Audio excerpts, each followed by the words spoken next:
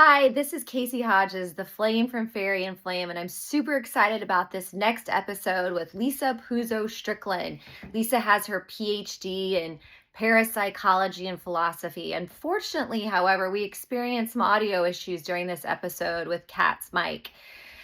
The irony of this situation is, and in this episode, we talk about psionics, which is the combination of psi and electronics. So it doesn't surprise us that this happened. But we thought the subject matter was way too intriguing and compelling for us not to release it. So bear with us as we DIY this new project and enjoy this episode. Everything is consciously connected. And that's what's really beautiful. And that's a big part of the paranormal experience is your conscious connection. Yeah. You're laying in bed and you miss your mom, and then all of a sudden her favorite pen moves across the desk. You know, that's a conscious connection. Yeah. That kind of takes us to what is consciousness. It's energy. It's what everything is made of. It's the oneness that we talk about in metaphysics. It's source that we talk about in spirituality. Maybe it's God that we talk about in religion. It's all that one cumulative energy.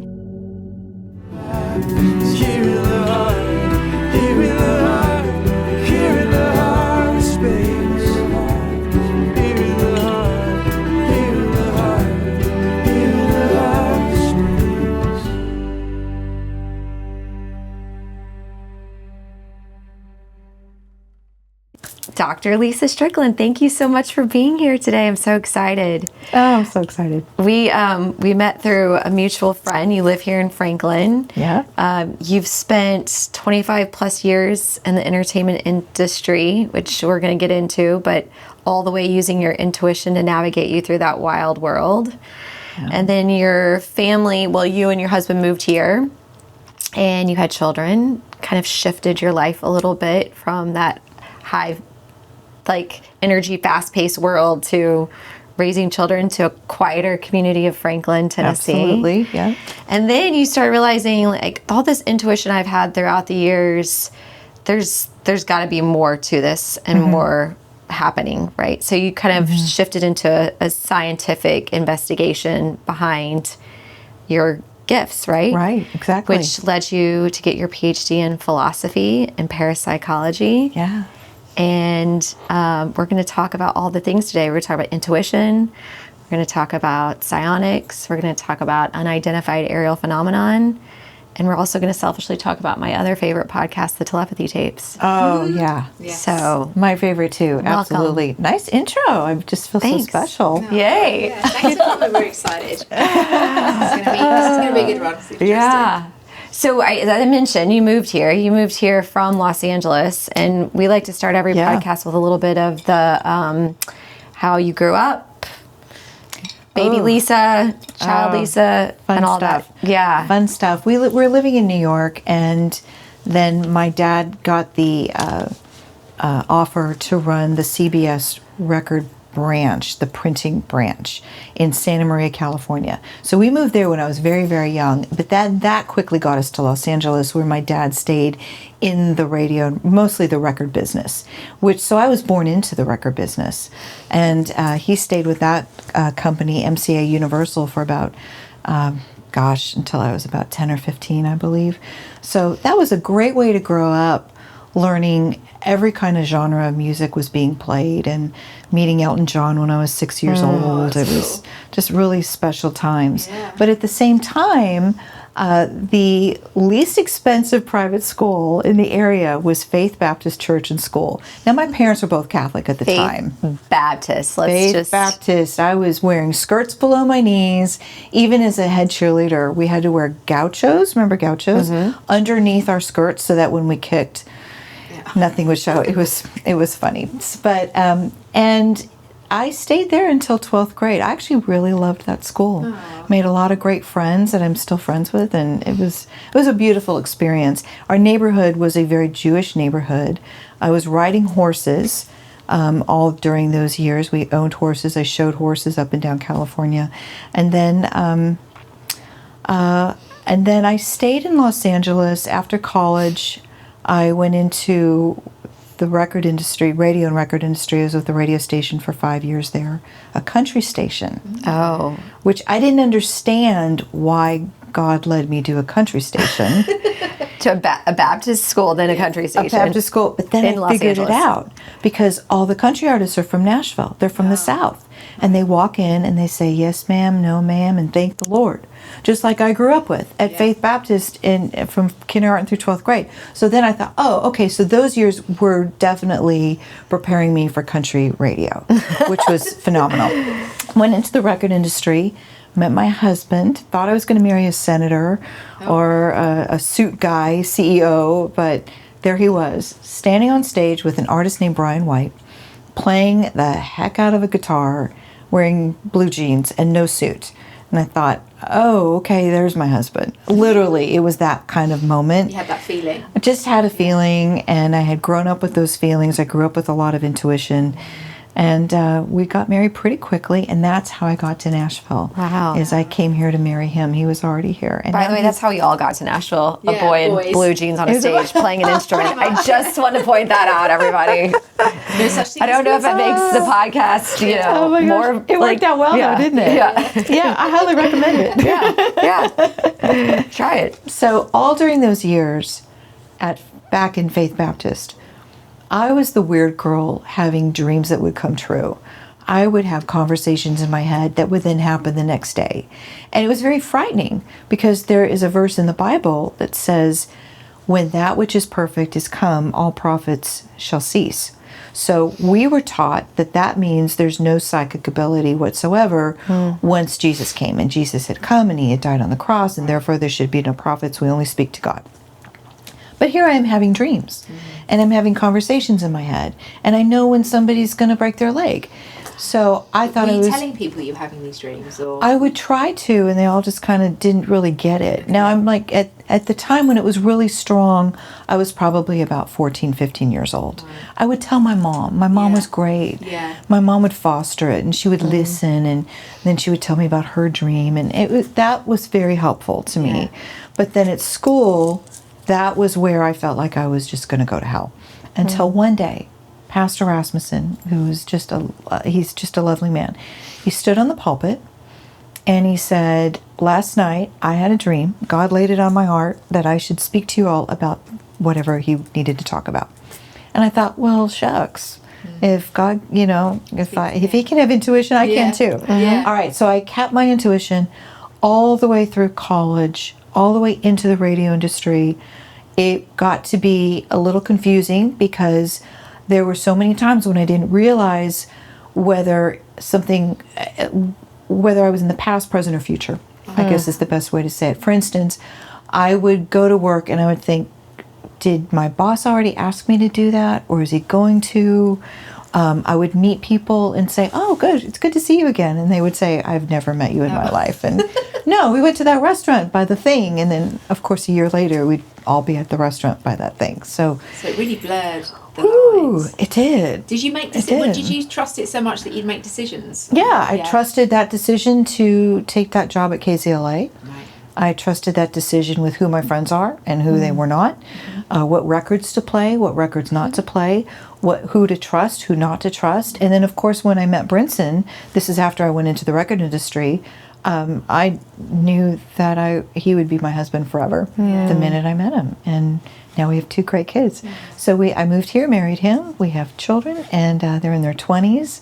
And that intuition carried me through some really irky times in the record industry, which you can be very chaotic, and there's a lot of different kinds of personalities, and personalities that always are attached with an agenda. Finally, in 2012, things were getting pretty busy. The kids were getting older, Little League games, all that fun stuff. So we decided that I would be the stay-at-home, and because my husband's career, he's a manager. He manages Clint Black. And he's always been very, very busy. And my husband's always traveled a lot. And then he has a second company that does production. And it just got really crazy with me working also. So I just became a stay-at-home mom, which was a blessing and just the best time of my life, all of our lives. And I decided that was a good time to sit and just study what intuition is. What is the science behind the ability to know something that happened or is going to happen? Are you still at this point having as strong of intuition as you were when you were younger? Is it grown? Has it? It is kind of more of it's revolving almost. When I need it, I can ask for it, open myself up for it, and it's there. But the daily occurrences don't happen as much. And that a lot of that kind of slowed down once we had children. So I did this deep dive in studying about intuition. And, in the very conservative Christian environment that I grew up in, not necessarily my parents, but the church school that I was in, they were a little anti-science. Even here in Nashville, my children went to a Christian school here for middle school and part of high school. And one of the science teachers there taught my son that the earth is 2,000 years old. This is just 10 years ago, she mentioned this. So there has been this disconnect between science and religion. But I always felt that science was such a beautiful way to better understand creation and honor what's been given to us. So I did the deep dive studying quantum physics, biology, chemistry. I did everything I could get my hands on to study what this intuition is. And then that led me into so many other areas. And then eventually I got my PhD in philosophy and parapsychology, specifically because I could create my own syllabus at that point and just delve into everything. But parapsychology is basically the study of the paranormal. So the paranormal being intuition, missing time, life after death, an apparition, a fairy, those things. Wow, so interesting. It is fascinating. Yeah. And then parapsychology is the scientific study of the paranormal, or things that just are beyond normal. Para means beyond normal. Yeah. And then now there's a catch-all word called psionics. I'm sure you've heard of it. Psionics is parapsychology, or the study of the paranormal via electronic means. So we often refer to paranormal or parapsychology as PSI. It's just a quick, easy term. So psionics, that's where you get that terminology, is the study of psi via electronic means. So for instance, you record an orb, or you record something moving across a table, or you pick up something on your phone audio recorder, whatever. That is, or what Jake Barber is doing out in the desert, his new for-profit venture called Skywalker. And basically, they're going out in the desert, and these gentlemen are laying down on the ground with warm coats and sleeping bags, and eye blindfolds and eye masks, and completely shut out from anything that's happening around them. But they've got recorders, they've got cameras, they've got everything going around them. Hundreds of thousands of dollars worth of equipment. And these gentlemen on the ground are consciously calling the UAP to appear, or orbs in the sky from UFOs or any sort of craft. Yeah. And they consciously call them. And then when they appear, they are recorded. So that is a perfect example of psionics, because it involves consciousness, and it involves recording. Is we can kind of edit this out. I'm just for my own, like, what I'm trying to figure out. Is Skywalker the one? Did they do a show? Are they doing a show on them right now? Like a? Not yet. That is Skinwalker Ranch. You're probably thinking about. Yeah. Okay. Yeah, that's a different Skywalker. Show. Yes. Got it. And what state is Skywalker Ranch in? Utah. Yeah. Wow. So what made him think of just that? He just thought, I'm going to try this, and it worked. Yeah. Well, Jake Barber was with an elite force in the military. I'm sorry, I don't remember which one, but basically his role was a helicopter pilot, and he was charged with going out and retrieving craft that had been downed for whatever reason, and then bringing it back to a secret location. And one time he went to retrieve what looked like a giant egg, about as big as this set. But as he was flying there, he started feeling emotional. And then he started feeling a connection and attachment. By the time he got to the craft and he was hovering over it, and they were trying to, he's hovering the helicopter and they're putting the belts around this giant orb, he was feeling this almost maternal connection, like this was like almost a maternal presence, and he felt joy, but he also felt sadness at the same time. It was a very deep emotional experience for him. I've actually heard this story, and you hear the story from a lot of people who actually see the alien or UAP craft. It's just amazing. I haven't. So is it? It was an egg, or it was that one was an egg shape. Yeah, but there are all sorts of different shapes. Was there anything inside it? I do not know that part. I don't remember that. But what you're saying is that he started thinking, well, if it can communicate with me telepathically, why couldn't I communicate with them telepathically? Okay. Exactly. And that is very embedded in the psionic experience, is that everything is consciously connected. Mm-hmm. And that's what's really beautiful. And that's a big part of the paranormal experience, is your conscious connection. You're laying in bed and you miss your mom, and then all of a sudden her favorite pen moves across the desk. That's a conscious connection. That kind of takes us to what is consciousness, right? It's energy. It's what everything is made of. It's the oneness that we talk about in metaphysics. It's source that we talk about in spirituality. Maybe it's God that we talk about in religion. It's all that one cumulative energy. That was one of the big things that I learned when I was studying intuition and trying to figure out why we're so connected. And then when you go talk about quantum physics, that's basically what they talk about, is that in quantum physics, everything is one energy. Everything is energy, everything is connected by energy. With everything, there's an information embedded within energy. And as the energy transfers, so too does that information. Okay, that's basically telepathy or intuition. It's really amazing how it's all connected. Yeah. We both share, I know you've listened to the telepathy tapes. Yes. And so have I. And you've listened around a little bit of them, but it's Dr. Diane Hennessy Powell, and she's something she is very, she's done a lot of research around.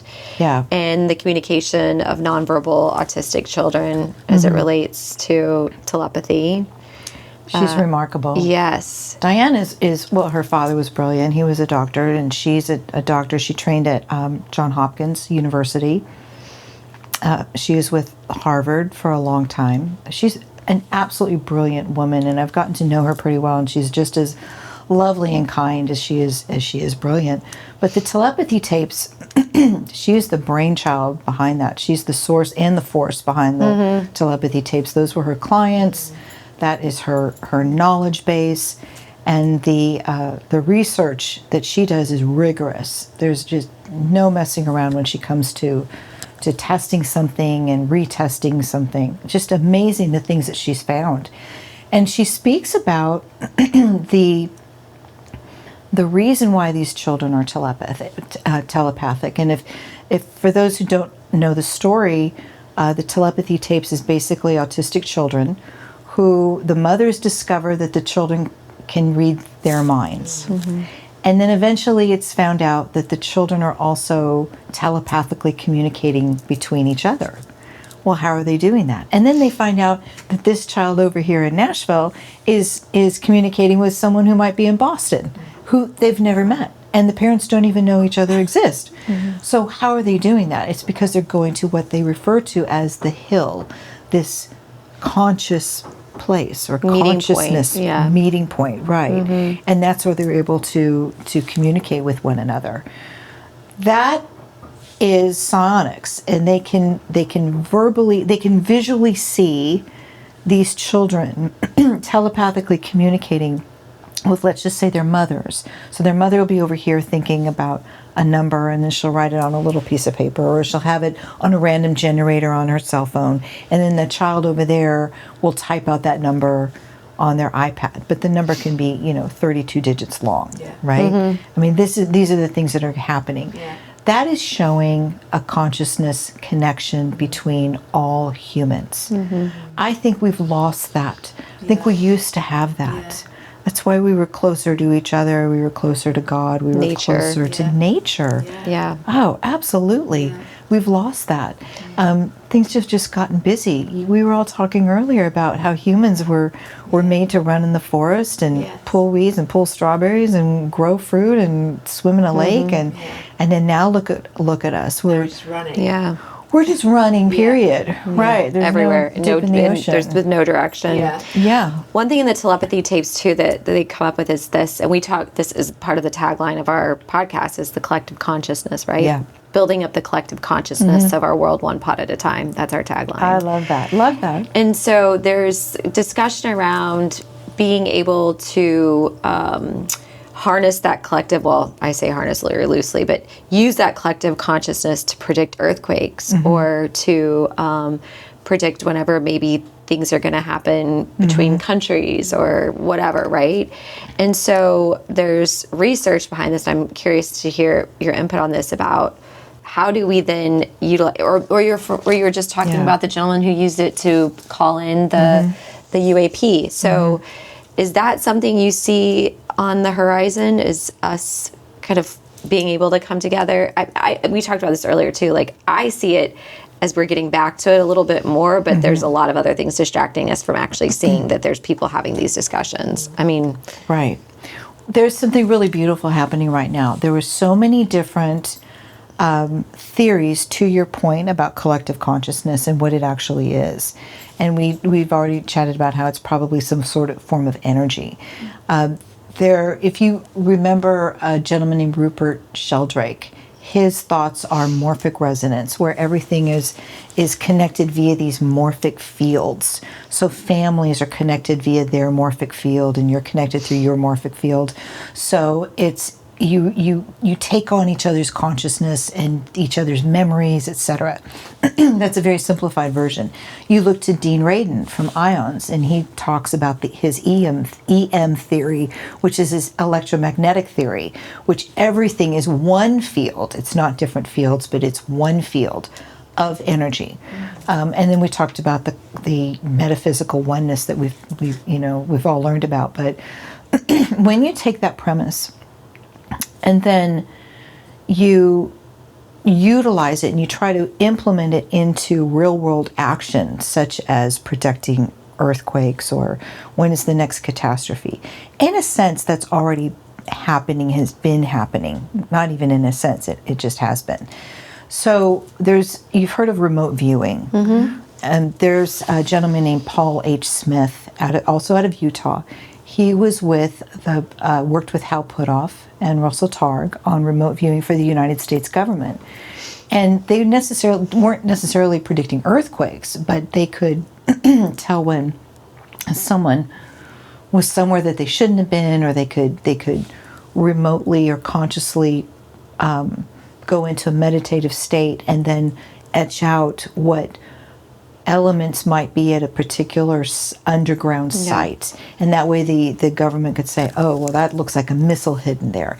And it was all very secretive, but I think those are the predecessors to what is to come. And now you merge that with what we can do with AI. AI is taking all of this and just blasting it into the future, and it is compounding our capabilities as far as what we'll be able to do. And because when you take information from here and you add it from information here and information here, and then you add in all the information and the research that was done 50 years ago up until today, and you add it in with all of the current elements that we're able to forecast and see, it paints a very different picture.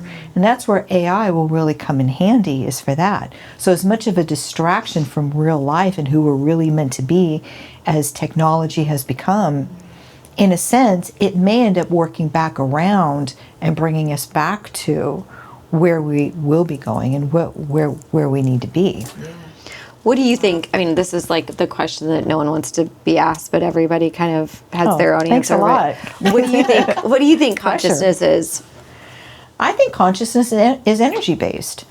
I think, okay, remember entanglement theory, where once two protons came together, or was it electrons? I don't remember which one it was. We'll just call them things. All right, and once they're connected, they're always some way connected. So even if it's through time and through miles, their separation is. One turns right, the other one starts turning left. Okay, so that's entanglement. Once you and I are entangled, right? We're sitting in this room together. Now we're entangled, and now we have this emotional friendship connection and everything else as well. So when we part ways, we're going to more easily be able to tap into what's going on with Kat and Casey. You know, I might get a vibe about you more easily than if I just met you once in a grocery store. Right. So basically, you've got entanglement. I believe that when everything was created, Big Bang or whatever you want to believe, that at one point we were all in this nothingness, and everything expanded out into what we see today and what we experience in our lives. And the universe is still expanding. There are billions of galaxies out there, literally. And everything is still connected because at one point we were all one. I don't think that oneness has ever really left us. And I think that's basically what consciousness is. Time and space is relative. The best way I think we can describe time and space is like a blanket, where space is the blanket and time are all the different points of time. And we're all muddled up together. And we're all sharing this one little dot of time and space on this blanket. If there's a ripple, which is caused by something traumatic, or maybe even something joyfully exciting, it causes a ripple in the blanket, so we'll be able to detect it a little bit more easily. So look at 9/11, Yes. Yeah. right? There was this conscious awareness. Yeah. There was a lot of Google searches that happened right before that, that really, when you look back on, almost precluded that. There was a ripple happening in Los Angeles in 1993, I believe, January 1993. It was the big earthquake, and I was still living there. And What do you mean by ripple? Give us an example of what, because back then they wouldn't have had like the Google search ability that they have now to like tell see you. that with. Well, ripple is basically when something really traumatic or profound is happening or is about to happen. All time and space exist in one place, right? So if there's a ripple, we're all feeling it, even whether it's happening now or happening in the near future. So living in Los Angeles, I was working at the radio station. One morning I got up around 4 o'clock in the morning and I couldn't go back to bed, and I was very, very agitated. Finally went back to sleep. Woke up the next morning about 4 o'clock in the morning, and my roommate did as well, and we were just like, what's going on? Did we hear something? What's going on? The third morning was the earthquake. Oh, And it was wow. huge. And we looked at our clocks. It was the same exact time. Oh, That's kind of a ripple effect. okay. Yeah. We are all tapping back into that. So then is psionics speeding up then? So the ripple effects that maybe were happening kind of more of like manually, let's just call it Right, back then, right.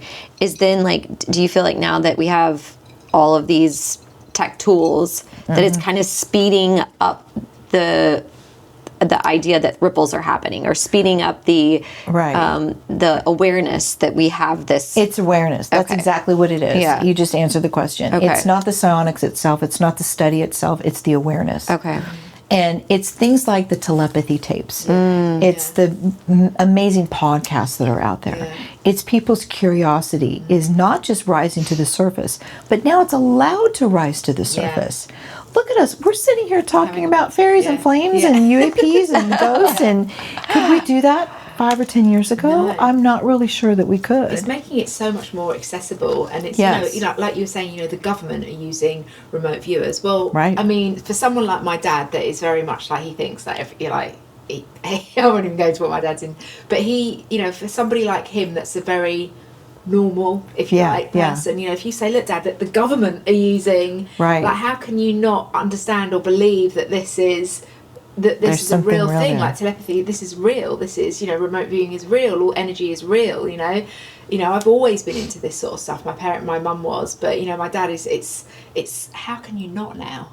It's that the evidence is. I mean, even just the tapes alone, that is proof enough. Surely, I would think. I mean, it blows my mind because I just think, how can you not believe in it?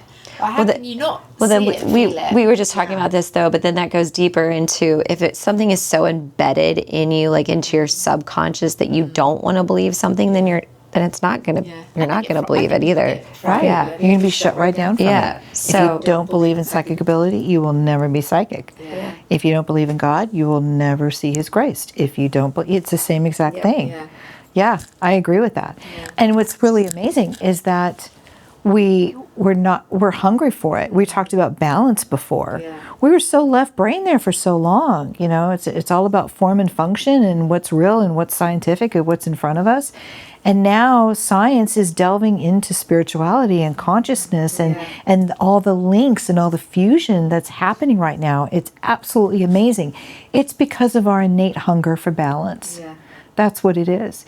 The autistic children that we talked about that are featured in telepathy tapes, their left frontal lobe basically is a little, it's dampened. Basic. This is one of the functions. Their left brain is not as active as their right brain. And a lot of that has to do with something called glutamate in your brain, and it's your excitability hormone basically. So they're very right-brained children, and that's why they're so creative. And right brain is where your intuition is, and that's why telepathy is their form of communication. It's language, even though technically the left brain is where the language function is, because of the right brain prominence. You know, they can speak telepathically. So society's always been, as a whole, if you peel back and look, we've been running on this left brain for a long time. I think we're burnt out. Yeah. We were born with both. We need both to enjoy a cohesive life. We need form and function, and we need beauty, and we need resonance, and we basically need to wind this all back down and get back down to nature. We need our feet in the ground, not just for energetic purposes, not just to learn, not just for sustenance that nature gives us, not just for the safety. Nature gives us a lot of inspirations for technology and production. That's called biomimicry. So nature grounds us. Biomimicry is basically using nature as inspiration for things that we produce and create, especially technology. There's in AI, there's a lot of inspiration from nature as far as how it works, how it connects. We can look to nature, we could look at whale teeth to create a better water filtration system, or to ants to figure out how to make something a little bit more efficient, like a train station schedule, for instance. So that's biomimicry on the physical level. But if we look at nature for philosophical usages, we can learn so much. Nature is inspirational. Nature is connecting. It is pursuant. It always tries to ascend. There are so many philosophical tenets within nature that if we could just put some of those into our daily lives, it's not replacing our belief systems with nature. It's almost like using nature as a tool to get there a little bit more quickly. Yeah. It's a car to drive, right? Yeah.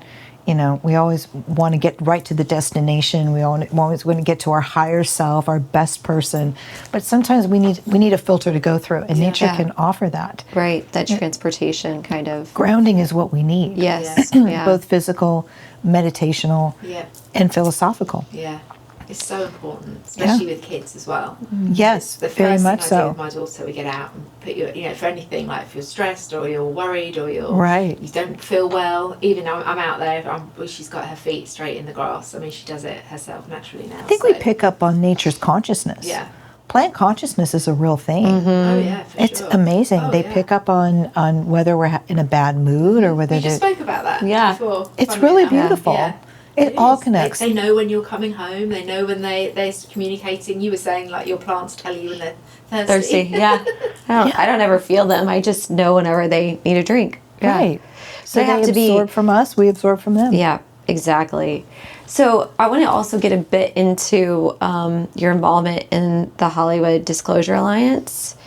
And if you could tell us a little bit about that, and then kind of you've also, so you kind of gone through the psionics of things, and that brought you back to like understanding the science behind your intuition. But then you kind of took this little bit of a right turn into the alien UAP world. So how did that all happen? How did that happen? It was Yeah. amazing. I went from just watching Ancient Aliens every once in a while on television to studying intuition, studying consciousness, and then I learned that within a UAP experience is a lot of paranormal and psionics. It's unbelievable. So if they see an orb, they are consciously connected, right? You could literally think, go left, go right. Okay. Within a UAP experience, people experience telepathic communication with aliens, which are now referred to as NHI, or non-human intelligence. NHI, non-human intelligence. There's missing time.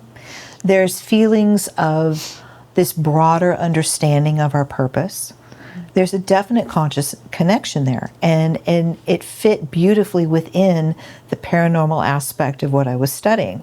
So my interest developed into this involvement. So one day I saw an ad somewhere about the Hollywood Disclosure Alliance had just started in Los Angeles, which is where I'm from. So I emailed the guy, Dan Harari, who started it, and said, hey, bravo to you. I just got my PhD in this stuff, and I'm from LA. Let me know if you ever need anything. And within 2 months, I was an executive board member of Hollywood Disclosure Alliance, still based in LA. So basically, it's actors, producers, directors, writers, and a lot of documentarians, along with a lot of experiencers who are all involved. They all meet up 3-4 times a year. We follow each other. We talk to each other via Slack. It's a beautiful organization. So if somebody's doing a documentary and they need a writer or they need a cameraman, they can go there to find it. That's great. But mostly 99% of those people are looking to do things within the UAP NHI field.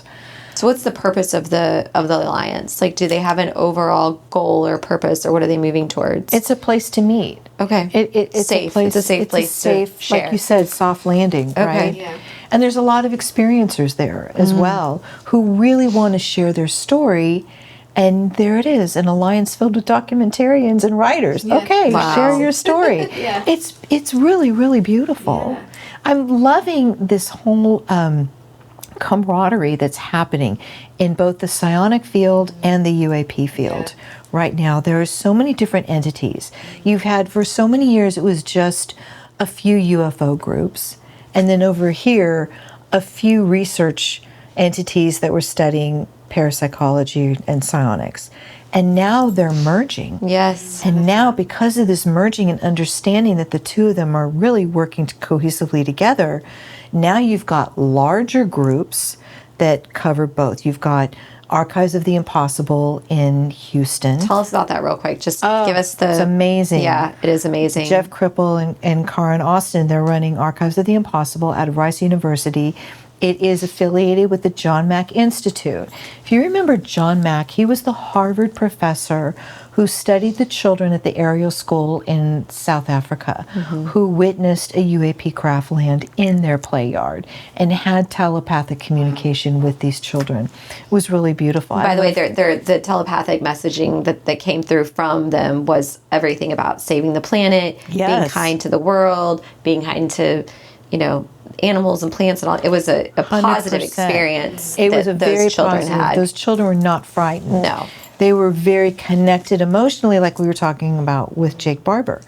They received basically the same message that we see through hundreds and thousands of messages where experiencers have personally telepathically communicated with NHI. And it's always the same premise. Be kind to each other and take better care of the earth. It's those two things. Wow. I was on a Psionics panel recently at a conference, the world's largest UFO conference in the world, called Contact in the Desert, held in Palm Springs, California. And on our Psionics panel was Diane Hennessy Powell. She was amazing. She was on your panel. She was on my panel. Yeah, She's that's just a cool. love. And Jesse Michaels from American Alchemy, great podcast. Whitley Strieber, who wrote the book Communion, he is a personal experiencer with UAP, NHI himself. It was a really fan. And Paul H. Smith, who I mentioned about remote viewing. And we were talking about this very thing. And at one point, our host asked us, what should be our filter going forward, and how do we better prepare for policies when it comes to AI and Bitcoin and all that? And I immediately said, let's just go back to what NHI has been reminding us this whole time. Of course, we need to get back to some of the philosophical tenets of nature that are right there for us to follow. But also, let's listen to what they have to say.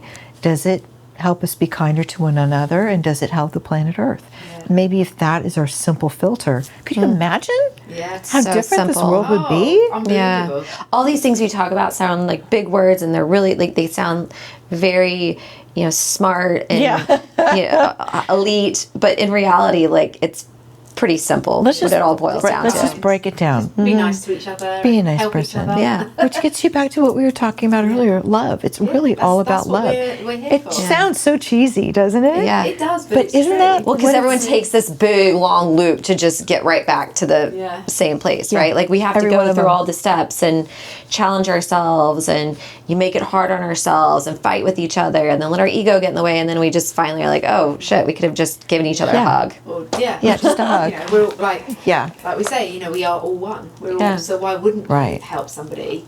And we're not going to wear daisies in our hair and say love, I might wear a love, daisy and in my hair. you might wear a daisy. You know what? You would wear a daisy in your would. hair. Okay.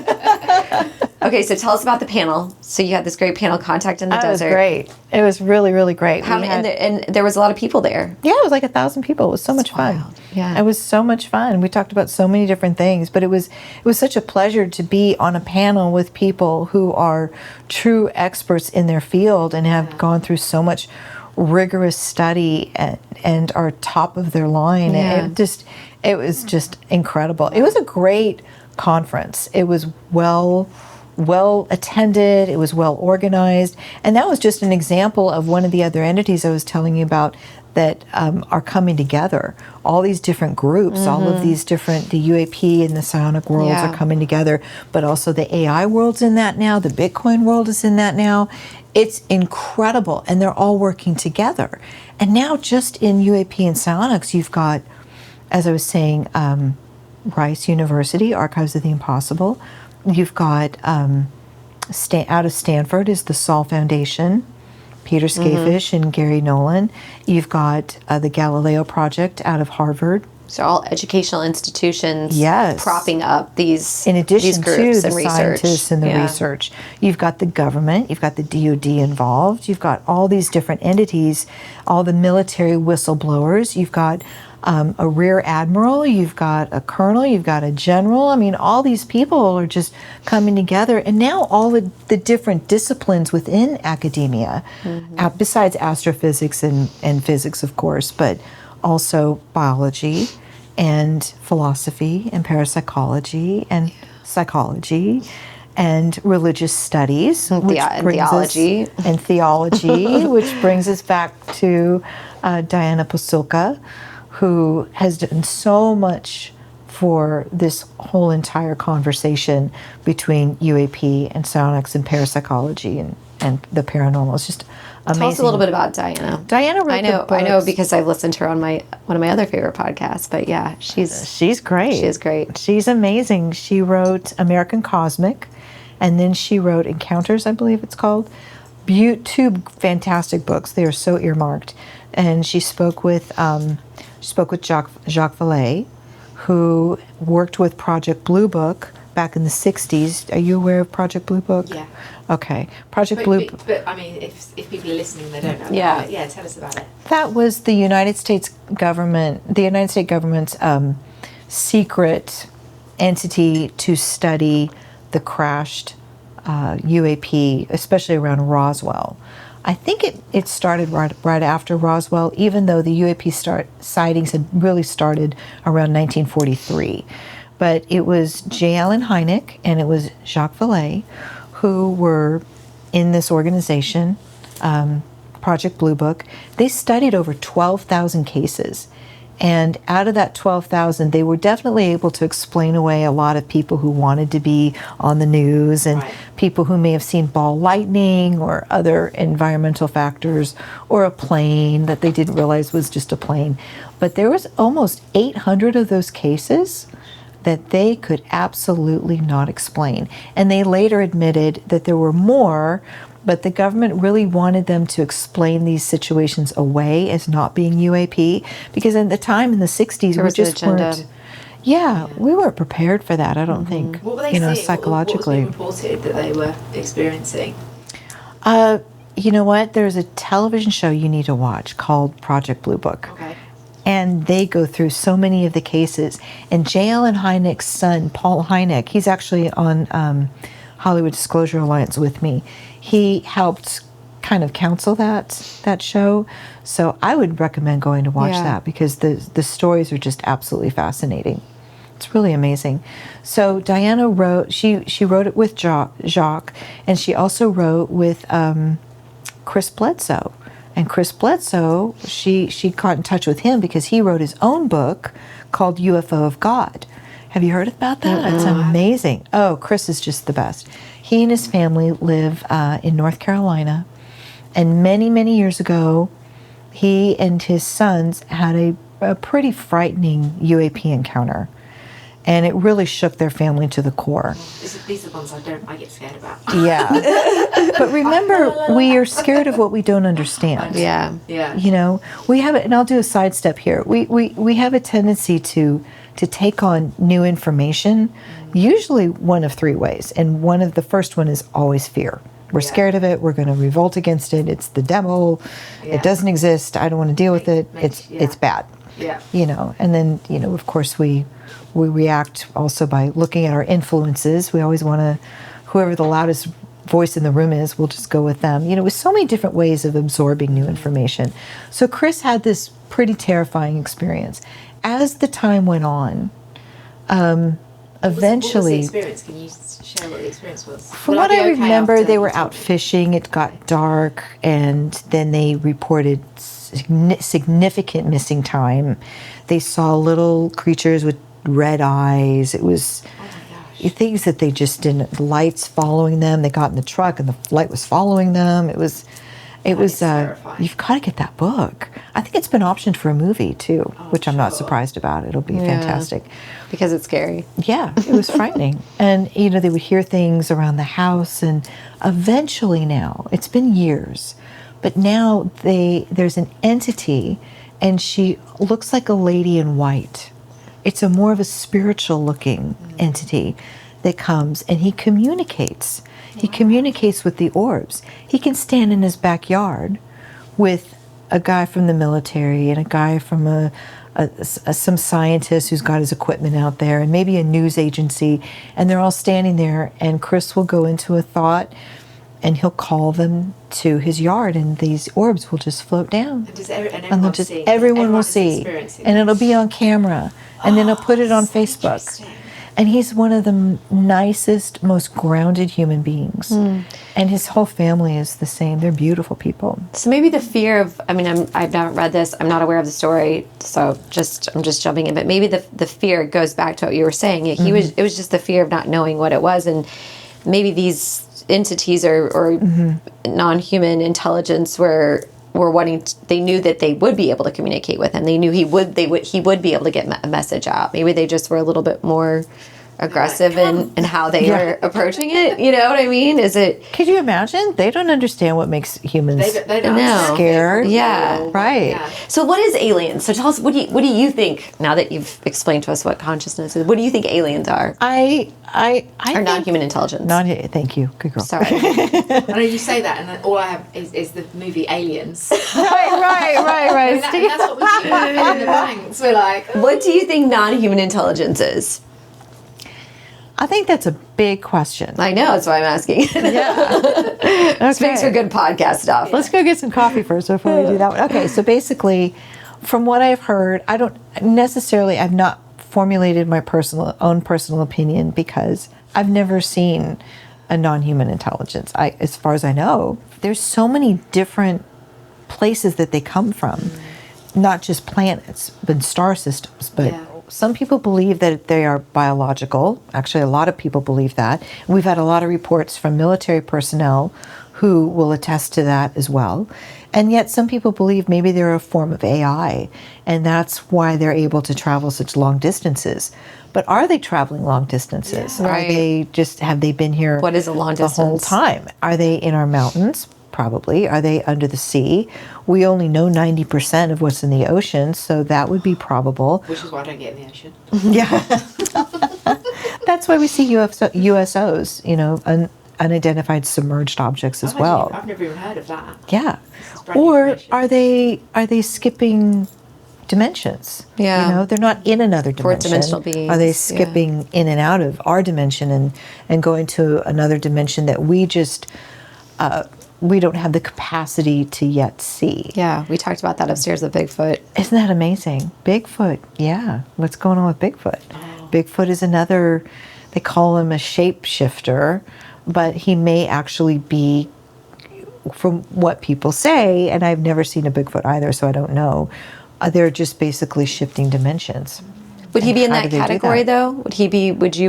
Would you put him into that non-human intelligence category? Well, it's interesting you ask that because there are two camps on that. There's the camp that this is, well, there's three. There's one that Bigfoot does not exist. And No, then there's, I'm well aware of that. Yeah, camp. yeah. Not in that camp. the second one is this is just completely a biological creature that has avoided detection and is just an offspring of, Great ape. Yes, exactly. And then the third one is that they are in fact non-human intelligent. Well, they're closer to human than anything, but I used to get so offended when I would tell people that I believe in Bigfoot, and then they would say, "Oh, so do you believe in the Loch Ness monster too?" And I was like, "Actually, no, I don't." It's like, no, I just believe in Bigfoot. That's true. I don't Just know. because you believe in Here's one the thing reason doesn't why. mean You want to know yeah. my logic behind it? Because the Loch Ness monster is in this In a contained contained space. And they've space searched that I can right. dig my hand around and find it. Right? Not if he's in a different timeline there, you can't. Exactly. Right. There is that. Do you believe in it now? No, I'm still on the fence. But with Bigfoot, it's like how are you going to find that guy? It's a Yeah. needle in a haystack. Anyway, I Yeah. know it does not make any sense whatsoever, but And Loch Ness is just one place, One whereas place, Yeah. one there's yeah. the Yeti Yes. and there's a different kind of Bigfoot and different. they look different. They're different sizes. They Yeah. have different hair colors. It's yeah. It's pretty amazing. Yeah, but I was a big fan of finding Bigfoot for a long time, and would make my kids watch it with me. And so now when you pulled up, you probably saw, and maybe you didn't see my Bigfoot. I did not. You didn't see? He's Oh. elusive. Well, I'm going to introduce you to my friend Chris Blake. Okay. Because he writes a lot about Bigfoot and the extraterrestrial connection with Bigfoot. Got it. Which is fantastic. It's phenomenal. But there's also a paranormal element to that as well. And he's researching this rigorously, so he's really done a deep dive in it. And some of the facts that he's pulled out have been really extraordinary Yeah. and impressive, because I met him at Contact in the Desert, and I was going there thinking about extraterrestrials and psionics, and all of a sudden this guy comes out with Bigfoot, and I was like, wait, I don't know about any of Who that. invited this But- guy? And so I just sat there and I was like, I'm gonna talk to him for an hour, and I sat with a cup of coffee, and it was the best cup of coffee I've I ever. bet. It was really so fascinating. jealous. I actually have It was have great. 2 Bigfoots on the property. Maybe you'll find both of them before you leave. So. Okay, I'm gonna go hunting. Yeah. That sounds great. Okay, so I just want to also, I know we've touched on a lot today, but for some people, and I said this earlier, this is going to make their brain hurt. So if you could wrap all of this up, and we're not going to get into your book, but you are writing a book, and we're going to have you back to talk about the book. Thank you. But we all have to still wake up and make breakfast and go to work and operate as normal human beings, right? Right. And so if someone is feeling maybe like a spiritual calling, or maybe they have more interest in this, or maybe they're confused by all of this because they've got religion in play. Like, what? How do you how can we just wrap it up in a small little thing and just take that with us to be better people and to be better human beings? Like, where is the peace in it, I guess? Well, we learned in the Sunday school, it's really all about love, right? And to get, cheesy again, but it really is about that.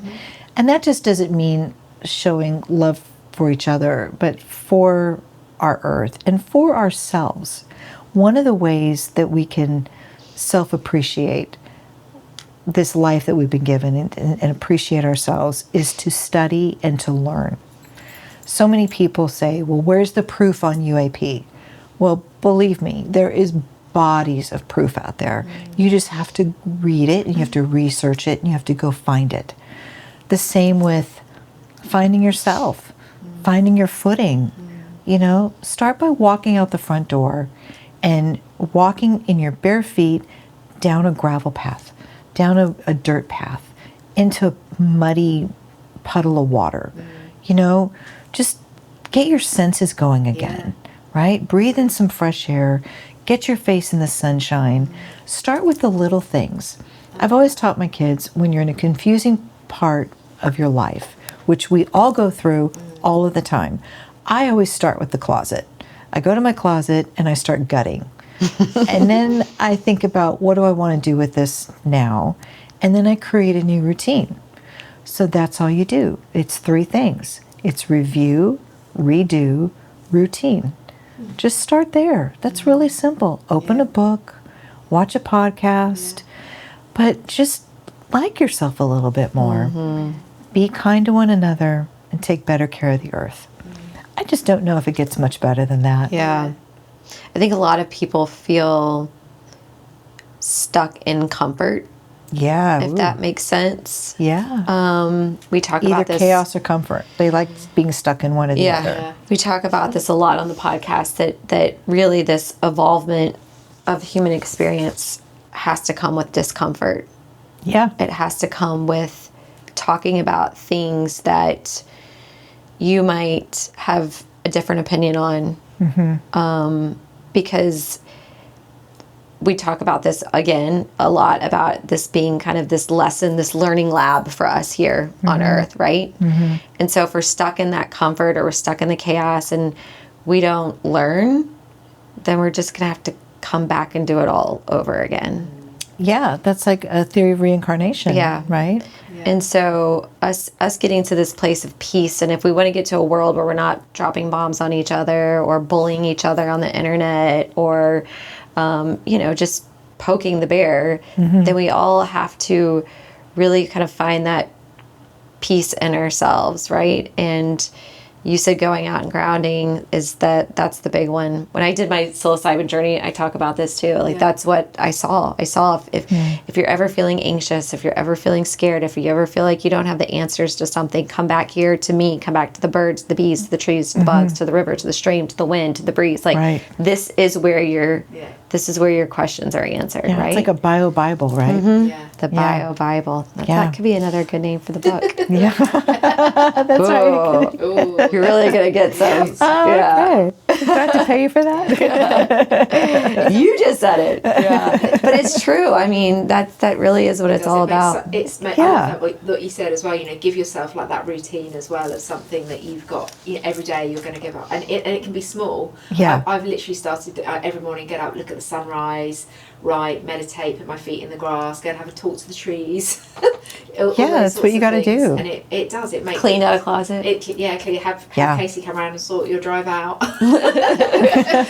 When you said clean a closet out, I was like, now you're talking about language. Now you're talking about that's right. That's her favourite thing. But it makes because you, like Casey always says, you've got to make space for everything else. So by doing that, takes you back to balance, right? We will always be on a gravelly road. As long as we're human, we're on a gravel road. Yeah. And we're coming up to a big fork in the road, and it's going to go one way or it's going to go the other. Some people believe that we're going to go towards AI and this transhuman a society where everyone is, half robotic, half AI, half partly human. Our consciousness, goes into AI to live forever. And then there's the other side. We're going to become more consciousness, more conscientious, more about spirituality, more about grounding, more about being good to each other, good to the earth. That it sounds very flowery, but really it just sounds more human. And I think that's what we're hungry for right now. But what it's going to end up being is a balance. It's going to be a merging of the two. We just have to find that right now. Yeah. It's not going to be, there is a fork in the road. But I'm sorry, I'm just going to go right straight through the grass and go right down the middle, because I think that's really where reality resides. Yeah. It's never the open road. It's always finding your own way. Let's just do that. We'll figure it out. Yeah. Let's take the fear out of all of it. Let's take everyone. Well, fear is a killer. Yeah. Fear Literally. creates diseases. does. It stalls you psychologically. But it's I don't have a lot of fear. I was I very don't either. fortunate not to be born with very much fear. My uncle Mario wrote The Godfather, so not a lot of fear on that side of the family. Yeah. I have another relative, James Connolly, who started the IRA, Irish Republican movement. No fear Wow. there. No He fear was there, he was yeah. willing It's a to fighter. That was speak great. his mind. Yeah. So, I can walk into a room and not really be afraid of anything or Yeah. what's going to be said. So or, important. It is important. Because but, parents are raising, I see it all the time, parents are raising kids with so much fear these days. yeah, It's just like they don't, no one wants to step out of the house. So Yeah. then what do? They give kids phones and sit in the house where it's comfortable and protected, and the temperature's a certain Yes. degree, and there's no ticks inside, and there's no bullies in here. Like it's right. yeah. Okay, I'm really scared of ticks, Mom. Sorry about that. You're one of them. I'm gonna get you outside, and we'll be fine. We'll be fine. It's funny because in England we didn't. I think that I don't ever remember having ticks or growing up with anything like that at all. But I'm sort of like, whatever. Like we've got dogs now, and they've started to bring ticks in, and at first I was getting all like stressed about it, and I thought, you know what? Again, this is the case thing that you say. Just don't give it any energy. Don't own it. What did Granny say? I'm not gonna claim that. I'm not going to claim Oh, it. I love Yeah, that. I'm not claiming ticks. My Like, I've got Pentecostal ticks. grandmother, she was a Pentecostal pastor. She'd always say, "I'm not going to claim that." Yeah, A Yeah. Pentecostal pastor. that was What a nice. woman. yeah. Tell me about it. That's a whole other podcast. Podcast. Yeah. Yeah. I really need someone to That's a come on weekend and away. channel her so she can just give us one of She her sounds sermons. fascinating. She was awesome. Strong woman. That's really important. Mm-hmm. There's a lot more women rising in the paranormal and the UAP fields right now. It's Not by pretty- coincidence. Not by coincidence, because we need the balance. We need Yeah. that Yeah. yin yang. The divine feminine. We need our guys all the way, but we need that softer side. Yeah, for sure. Well, thank you so fun. much, Lisa, Thank for being here you. today. Yeah, it's I hope you got fascinating. enough So stuff. fascinating. Oh man, Oh my I think gosh. we covered it all. I mean, we did not cover all, but We got it. That's it. That's it. And we're done. You two are just such a pleasure. Oh, thank you. Let's keep You this in. are such bright spots, and we really need this in this Oh, world today. thank And I you. really honor and appreciate what you're doing. And the fact that you're grabbing so many different kinds of voices and you're putting them all in this one room Yeah. and creating a different kind of cohesiveness. I really respect that. I'm so proud of you both. It's everything we love. Thank and you. We're interested in. well, and I think Yeah. that for so long, when you were telling that story about the back in the 60s when people saw aliens and people would just be like, oh my God, those are the people that saw that. And no one would talk to them again. And Right, Like right. that's the people my grandmother would bring into her church. But it's to me, there's the fringe, there's everyone on the fringe speaks the same language.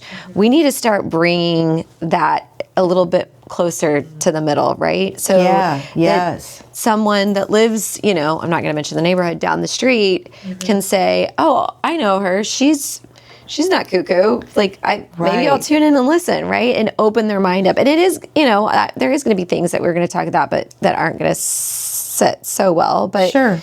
but at least people can hear it, Yeah. and hopefully, maybe that will open their mind up a little bit.